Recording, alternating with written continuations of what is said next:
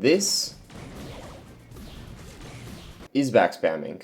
Welcome to Basics of Mastery, a series where I, Surprise Boy, teach you, the probably average Brawl Stars 30k mythic card stuck, looking to learn through YouTube videos, about the basic skills and concepts of Brawl Stars, how to best utilize them in your games, which brawlers are the best users of that skill, and more. Today I'm discussing and teaching you about a fundamental skill of positional control, which I like to call backspamming. So, have you ever shot an opponent with a brawler that has a shorter range than the opponents, but you hit them while they couldn't hit you back? Well, that could have been possible because of backspam. Essentially, backspamming is when you attack behind you while running the opposite direction of that attack. This allows that attack to control an area behind you for longer, while not sacrificing any range in the process. One way to think about a brawler's range is that it's like a circle around the brawler, which shows the effective range and how much area that brawler can control by shooting their attack. When you move with the brawler, the circle moves with you, but with most brawlers, the circle tends to lag behind, leading you to have less range shooting forwards and more range shooting backwards. And backspam is basically the utilization of that longer range behind you. Generally, the best attacks to backspam are ones with pierce, slow projectile speed, and have least projectiles you have to hit to get the maximum damage out of the attack. For example, Nida's main attack is amazing for backspamming because it's a slow, singular projectile. However, there are some brawlers that can't make use of this skill at all. Those being brawlers with an instant attack as their main attack, like Jackie, BB, Hank, or Mortis. Basically, any brawlers, however, that have an attack that they can shoot behind them that has a projectile makes use of this skill to some degree. Also, the faster the brawler's main attack speed is, the less range they gain from backspamming their attack, but instead of that, they have a longer range doing the exact opposite. Front spamming, aka their attack range circle, follows them better. This concept will get its own video in the future, but this video isn't about that, so let's get into the best uses of the skill. Its first use is to outrange opposing brawlers with similar ranges. This can be done by luring them forward to walk into your backspammed attack.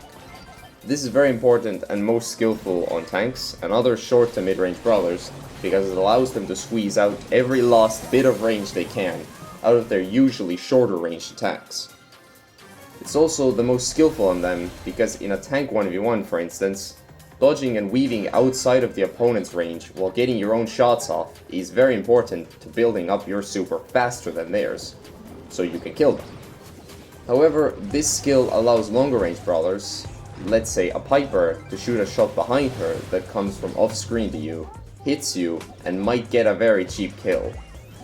This is why I don't really like backspamming on these longer range brawlers, because they don't need the extra range, but they still can get stupid value out of it.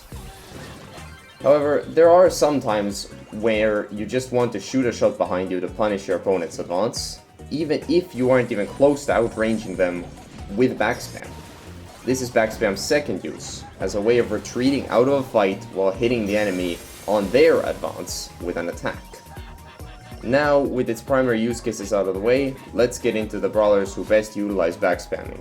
You already saw them on the thumbnail of the video, but let's get into further details about why their attacks are some of the best for backspamming. Let's start out with Bull.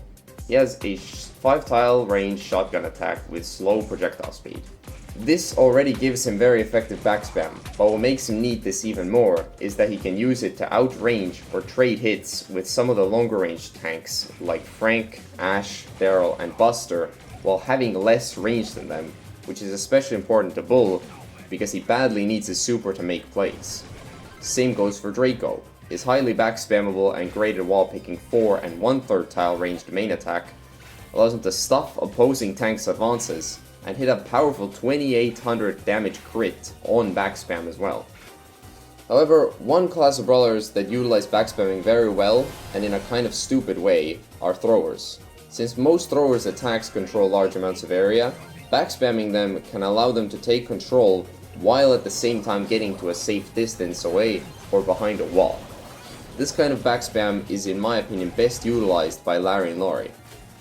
he utilizes backspamming in a very annoying yet effective way. The first hit of his attack only goes 8 1/3 tiles away, making him one of the shorter range throwers in the game, while his attack's second explosion reaches 9 tiles, which is considerably further. The difference between 8 1/3 tiles and 9 tiles is pretty significant.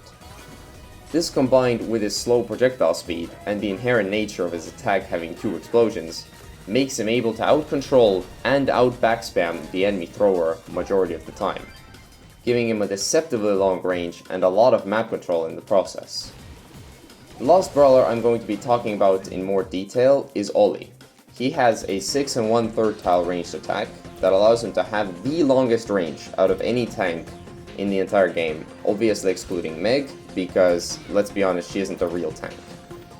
This, and his main attack having slow projectiles, allows him to sometimes reach brawlers who have way more range than him, which makes him a very viable pick on longer ranged maps as well. His backspam can go so far that in some specific scenarios, he can reach brawlers who have several tiles more range than him, without having to dodge or outposition them to get in range. And finally, let's talk generally about how effectively brawlers at different ranges utilize backspamming to their advantage. Melee range, aka 2 to 3 1/3 tile ranged brawlers, mainly utilize it to beat other brawlers at the same range as them, and to bait mobility brawlers to walk into their attacks, like let's say a Mortis dashing straight into Sam's punches. Short range, aka 3 2/3 tiles to 6 tiles, use it to reach enemies at a longer range than them, and to stuff enemy advances with their main attacks.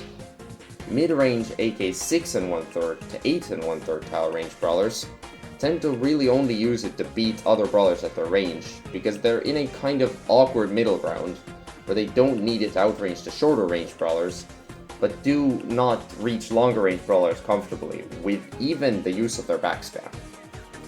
Long range, aka 8 2/3 tile to 10 tile range brawlers, use it to snipe enemies from off-screen using their attacks, and to stuff opposing long range brawlers' advances. Most of these brawlers also tend to be semi-snipers or actual snipers, so they only have a single projectile to land, which can get them a lot of damage if they land it on backspam, netting some really cheap kills.